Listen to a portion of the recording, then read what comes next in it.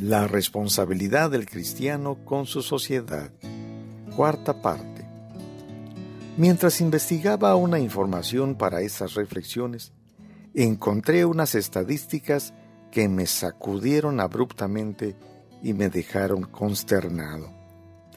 De acuerdo con un reporte del Consejo Nacional de Evaluación de la Política de Desarrollo Social, Coneval, del 2018 al 2020, la cantidad de pobres en México pasó de 51.9 millones de personas a 55.7 millones, es decir, 3.8 millones de personas más, lo que representa el 44.2% de la población total del país.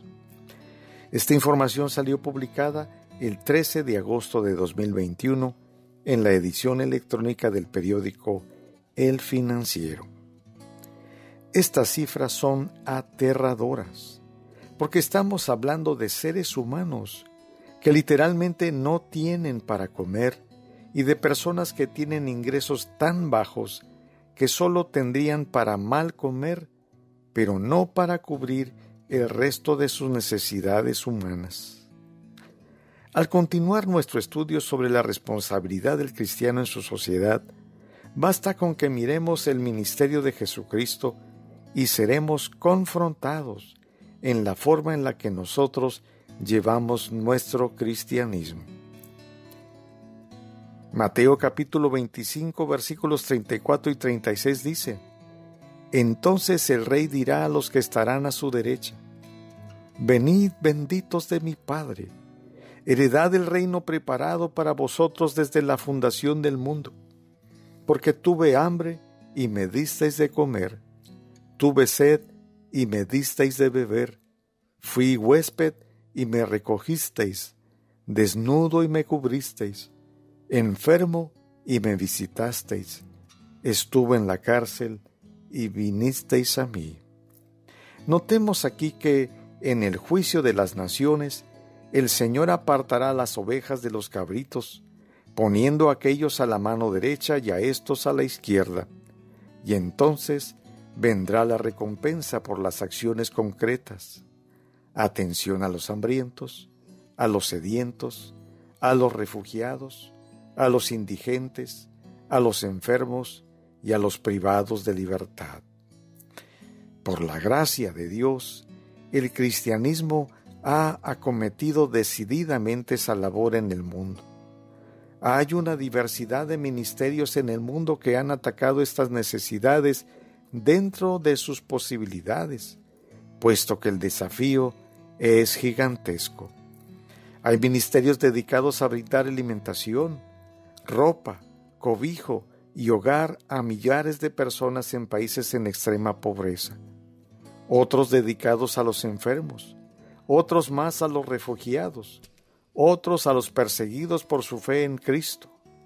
Hay ministerios en las prisiones, así como otros dedicados a la atención de niños, jóvenes, adolescentes y adultos, así también como a personas en situación de discapacidad. El Señor ha levantado a hombres y mujeres en un amplio abanico de campos que han respondido al llamado de servir a los necesitados en todo el orbe. Sin embargo, esto no significa que como creyentes e iglesias debamos deslindarnos de nuestra responsabilidad con la sociedad. Al contrario, dentro de nuestras limitaciones y posibilidades, podemos hacer algo por la gente en necesidad. Conozco iglesias donde tienen un dispensario médico y dan medicamentos para ofrecer gratuitamente a las personas que no pueden adquirirlos. También hay médicos evangélicos en diferentes especialidades que ofrecen consultas gratuitas. Es sabido que en nuestras iglesias las sociedades femeniles acometen la tarea de visitar a enfermos y a los adultos mayores. Conozco ministerios de iglesias que visitan enfermos en los hospitales públicos, los que están más concurridos, y brindan, además de la palabra de Dios, alimentos a sus familiares que están afuera del edificio esperando recibir noticias de sus seres amados. La labor es amplia y aquí cabe recordar las palabras de Jesús: la mies es mucha y los obreros pocos.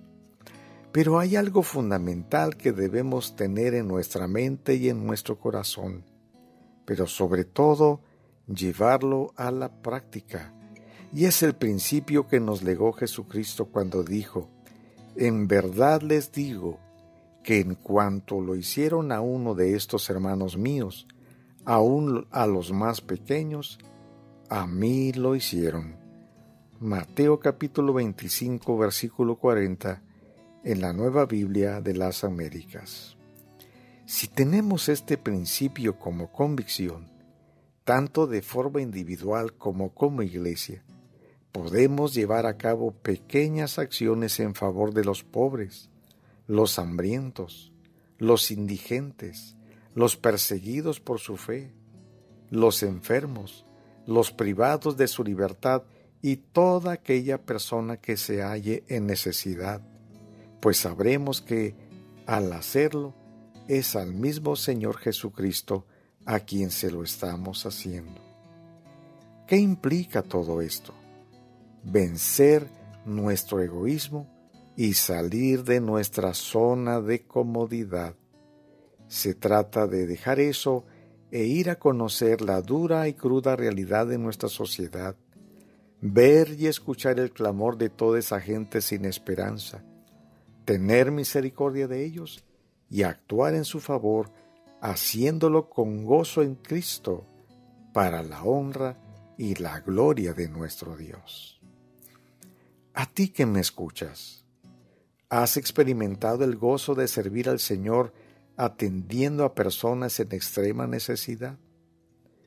¿Por qué no formas un equipo de voluntarios en tu iglesia e integras un ministerio de visitación de enfermos, o en las prisiones, o de brindar alimentos a personas en pobreza, o en fin, algún otro ministerio con el que tú puedas ser aconsejado por tu pastor y dirigido por él y por tu iglesia para servir a tu sociedad? Hazlo, y tu vida cristiana estará llena de frutos abundantes para la honra y la gloria de Dios. Que Dios te bendiga. Soy tu amigo el pastor Magdiel Alanís Rangel.